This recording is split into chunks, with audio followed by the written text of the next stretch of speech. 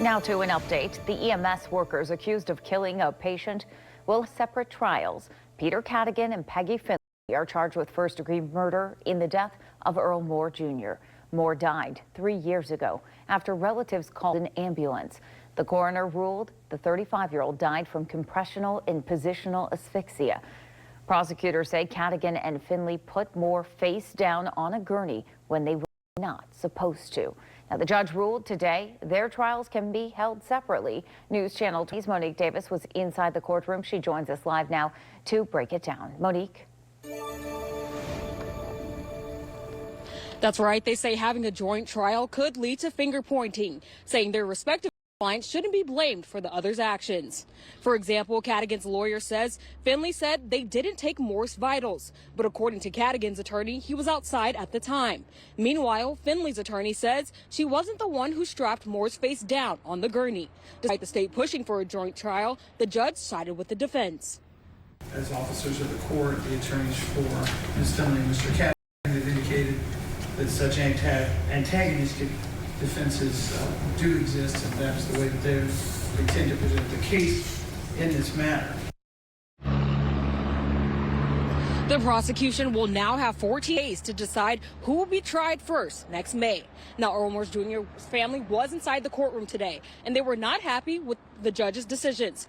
Coming up at 6, we hear their reactions. Reporting live in Sangamon County, I'm Monique Davis. Back to you.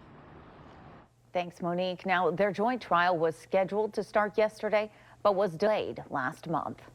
The EMS workers accused of killing a patient will have separate trials. Peter Cadigan and Peggy Finley are charged with first-degree murder in the death of Earl Moore Jr. Moore died 3 years ago after relatives called an ambulance. The coroner ruled the 35-year-old died from compressional and positional asphyxia. Prosecutors say Cadigan and Finley put Moore face down on a gurney when they weren't supposed to. Earl Moore Jr.'s family was inside the courtroom when the judge announced her decisions. News Channel 20's Monique Davis joins us live with their reactions. Earl Moore Jr.'s family tells me they are angry that the judge granted separate trials. They say it should have been one. They was together when it happened, so it should have been one trial. But we understand why they want 2 trials. Tuesday morning, Earl Moore Jr.'s family learned they will now have to sit through separate trials for the death of their loved one. This news comes nearly 1 month after a Sangamon County judge granted a request for the initial joint trial to be delayed till May of next year. They need to go on ahead and get this trial done and over with. Exactly. They went all the way to May. That's like by Mother's Day. That's even crazier. Family advocate Teresa Haley says when they received the news, she was extremely upset as it came weeks before the holidays.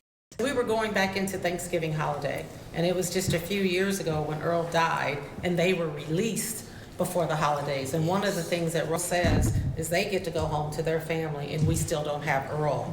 Earl Moore Jr.'s mother, Rose Washington, says this entire process has been hard to deal with.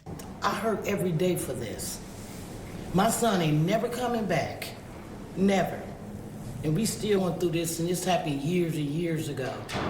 And then they out here on the streets walking around, doing whatever they want to do. Washington says her main priority is getting justice for her son. He didn't deserve that.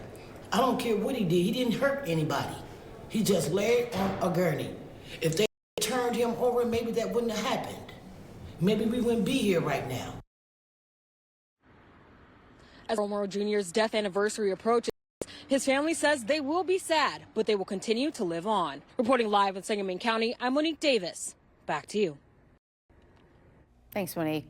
Their joint trial was scheduled to start yesterday, but was delayed last month. Thanks for watching. Make sure to subscribe to our YouTube channel and watch more videos from News Channel 20.